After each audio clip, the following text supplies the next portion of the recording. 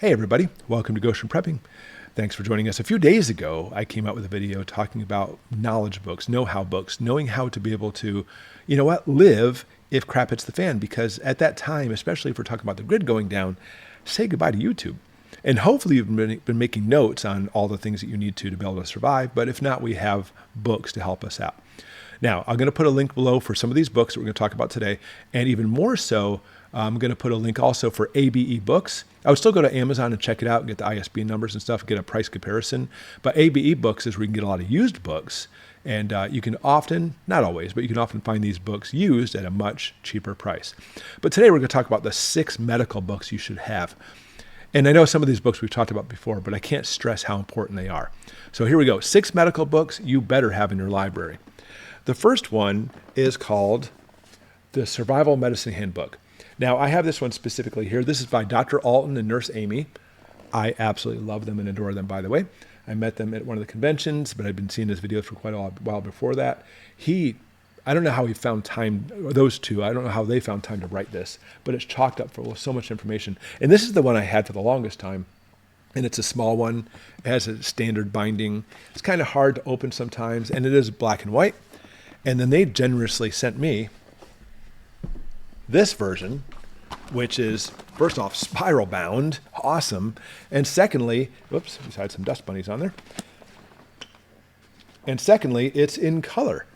Oh my gosh, all kinds of things on here when it comes to medicine, being able to take care of things and act as your own doctor. Now, of course, a disclaimer is, and here's my disclaimer, I'm a physician.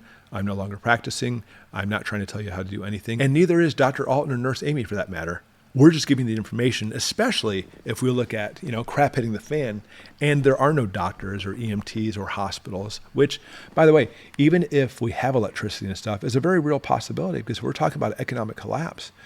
We're talking about a collapse of even things like hospitals and emergency rooms. There's a lot of third world countries, by the way, the only medicine they have actually in the emergency room is like oxygen. There's just nothing available. So having these books obviously could easily save your life.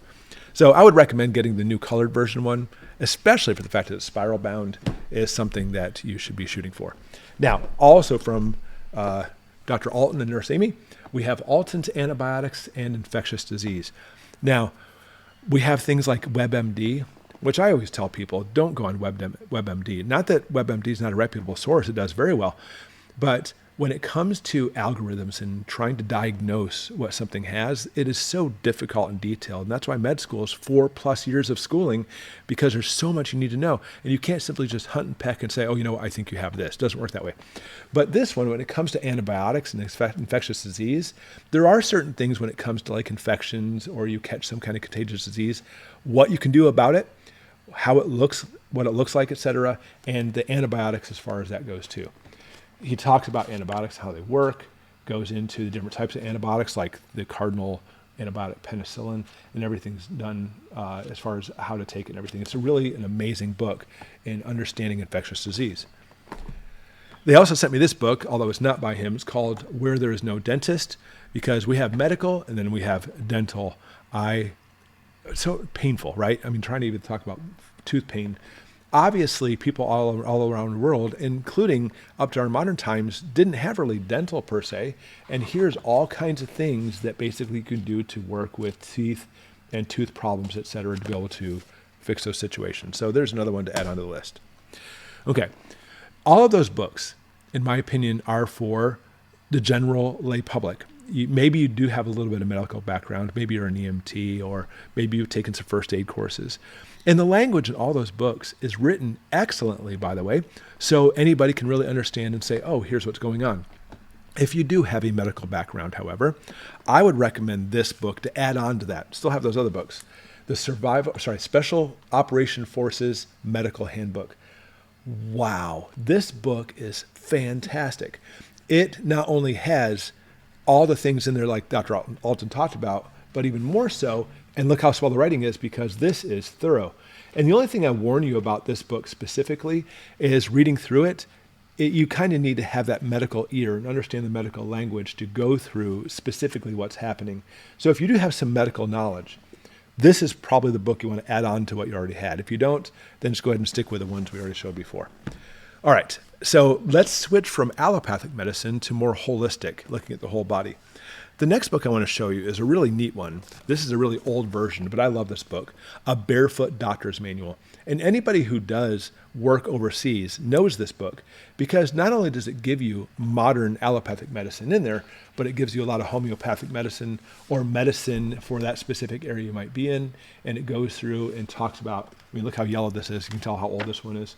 It goes through all the different types of herbals, talks about what plants and leaves to basically do for medication. And this is really a great crap hits the fan, because if there's no medications available anymore, the Barefoot Doctor's Manual will give you a lot of information you need to know. It's really amazing. There's other versions of this one, by the way. And I mean, honestly, afterwards, I'll look for this on Amazon. It's probably not going to be there. This is probably just an ABE Books book, but look how thick it is. And it's simply incredible, chocked full of incredible information. And it even says right there, a blending of modern Western medicine with traditional Chinese, acupuncture, massage, and herbal remedies. So it really kind of has everything all in one.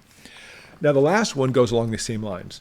And I'm not saying you may want to buy this one new either, but it's the PDR for herbal medications. Now, PDR stands for Physician's Desk Reference. And if you are a physician, you know exactly what this is. But the PDR itself, for its regular allopathic medicine, is a monstrous book. And it lists every single pharmaceutical known to mankind in there and everything about it.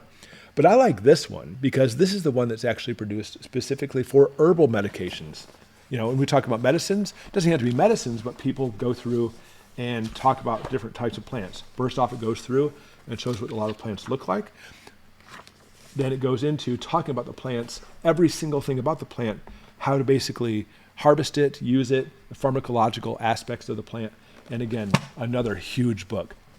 I got this at a book sale for like next to nothing, and I'm sure you could probably find the same thing, because obviously they have a lot of newer ones coming out. But when it comes to homeopathic medications and herbals, I'm not saying we don't know everything there is to know. There's things we can still learn, but pharmaceuticals that's put out by Big Pharma, they come out with new ones all the time. But herbals, there's only a few. So the PDR for herbal medications doesn't grow very much each year. So you could definitely pick up an older copy and do very well with it. Again, I'll look at ABE Books there too. I'm sure you'll find some stuff. But there you go. There's 6 books when it comes to medical. And I recommend every one of these books, by the way, to have in your arsenal in case we lose internet, in case we lose YouTube, in case we lose civilization, that you can still do whatever you can to try to make it medically speaking. Put it in the description below. Do you have any other medical books you would add to the list as well? If so, I'd love to hear about them and even tell about your stories and how these books have actually worked for you. So hope that helped you out, and we'll see you next time. Thanks for watching.